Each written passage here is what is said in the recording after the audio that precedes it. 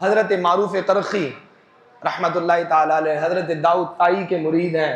حضرت معروف کرخی رحمۃ اللہ تعالی علیہ ابتداءً عیسائی تھے، یعنی عیسائی والدین کے گھر پیدا ہوئے تھے، بغداد میں پیدا ہوئے اور وہاں سے حق کی تلاش میں مدینہ منورہ پہنچے۔ حضرت امام علی رضا ان کی بارگاہ میں پہنچے تھے اور وہاں جا کر اللہ رب العالمین نے انہیں اسلام کی دولت عطا فرمائی۔ جس استاد کے پاس ان کے عیسائی والدین نے بھیجا تھا تو وہ پہلے دن ہی جا کر بیٹھے، تو ظاہر ہے عیسائیوں کے ہاں تثلیث کا عقیدہ ہے، خدا، روح القدس اور حضرت عیسیٰ معاذ اللہ خدا کے بیٹے، تین خداؤں کا تصور، تثلیث سکھا رہے۔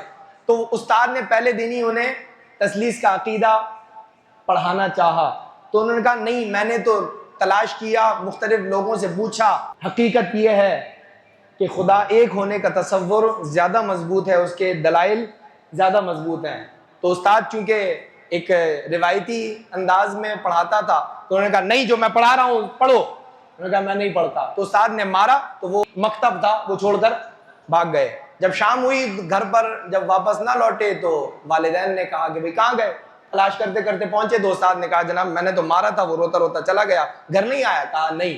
تو والدہ نے ہاتھ اٹھائے اور کہا کہ وہ جو ان کا دعا کا طریقہ تھا، انہوں نے کہا کہ میرا بیٹا واپس لوٹ جائے، چاہے جس دین پر لوٹے گا ہم وہ دین قبول کر لیں گے۔ ظاہر ہے وہ مدینہ منورہ پہنچے، وہاں امام علی رضا کی بارگاہ میں پہنچ گئے، وہاں سے فیض ملا، اسلام، اللہ تعالیٰ نے انہیں ولایت کا مقام عطا فرمایا۔ کچھ سال گزرے، دوبارہ بغداد پہنچے، گھر کے دروازے پر پہنچے اور دستک دی تو والدہ نے اندر سے کہا کہ جناب کون؟ کہا آپ کا بیٹا معروف ہوں۔ تو کہا کس دین پر لوٹے؟ ابھی سامنے نہیں آئی، دروازے کے پیچھے سے بات ہو رہی ہے، کس دین پر لوٹے؟ تو کہا میں تو مسلمان ہو گیا، مدینے سے واپسی لوٹا ہوں، حضور کی اولاد امام علی رضا کے ہاتھ پر اسلام قبول کر کر آیا ہوں۔ بس یہ جملے حضرت معروف کرخی کہہ رہے تھے کہ ان کی والدہ نے جیسے سنا تو انہوں نے کہا میں نے تو یہ کہا تھا کہ جب جس دین پر تم واپسی لوٹو گے ہم اس دین کو قبول کریں گے، چلو آؤ ہم دونوں کو کلمہ پڑھوا کر مسلمان کر دو۔ اپنے والدین کے اسلام کا سبب معروف کرخی بنے ہیں۔ صرف ایک واقعہ حضرت معروف کرخی کی زندگی کا، یہ میرے اور آپ کے لیے ہدایت ہے۔ اچھا کوئی گناہ گار ہو تو صوفیاء کا طریق یہ ہوتا ہے، گناہ سے نفرت ہوتی ہے، گناہ گار سے نفرت، گناہ گار کو اپنے پاس بلایا جاتا ہے تاکہ اس کی تربیت کی جا سکے، تاکہ اس کو سدھارا جا سکے۔ سمندر کے کنارے تھے حضرت معروف کرخی رحمۃ اللہ تعالی علیہ اپنے مریدین کے ساتھ، انہوں نے سامنے دیکھا ایک کشتی میں کچھ نوجوان ہیں جو شراب کی نوشی میں مصروف ہیں اور نشے میں دھت ہیں۔ تو کسی نے کہا کہ جناب مریدین میں سے کہا حضرت یہ کیسے خدا کے قانون کو توڑ رہے ہیں، خدا کے قانون، دعا کریں، دعائے ضرر فرمائیں اللہ انہیں ہلاک کر دے، ذرا تصور کیجئے گا۔ حضرت معروف کرخی رحمۃ اللہ تعالی نے ہاتھ اٹھائے اور ہاتھ اٹھا کر دعا کی، اے اللہ جس طرح تو نے ان نوجوانوں کو دنیا میں لذت میں رکھا ہے، آسائش میں رکھا ہے، معروف تیری بارگاہ میں دعا کرتا ہے اے اللہ تو انہیں آخرت کا مزہ بھی عطا فرما دے، آخرت کا سکون بھی عطا فرما دے۔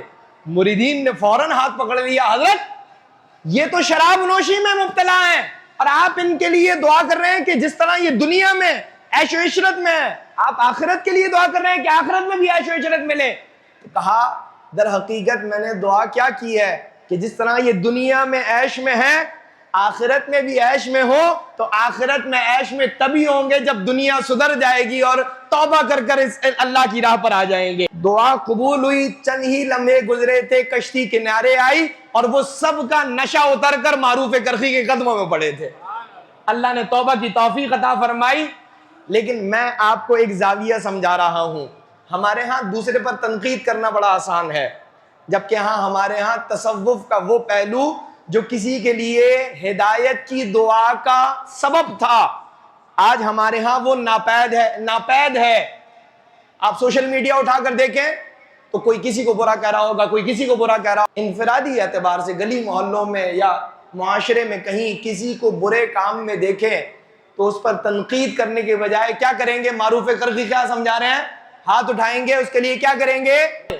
مشکل کام سکھا رہا ہوں میں آپ کو، مشکل کام سکھا رہا ہوں، کیونکہ گالی دینا تو آسان ہے نا، برا بولنا تو آسان ہے، اس گناہ کے چرچے کرنا تو آسان ہے۔ ارے سنو، فلاں کام یہ بھی ہو رہا تھا، فلاں کام یہ بھی ہو رہا تھا، تو یہ کام آسان ہے، لیکن تنہائی میں بیٹھ کر اپنے رب کو کہنا کہ اے پروردگار فلاں بندے کو میں نے گناہ میں دیکھا ہے، وہ تیرا بندہ ہے، جس طرح تو نے مجھے اپنی بارگاہ میں دعا کرنے کی توفیق عطا فرمائی ہے، اے اللہ میرے اس مسلمان بھائی کو بھی ہدایت کا راستہ عطا فرما دے، اس کو بھی اپنا قرب اس طور پر عطا فرما دے۔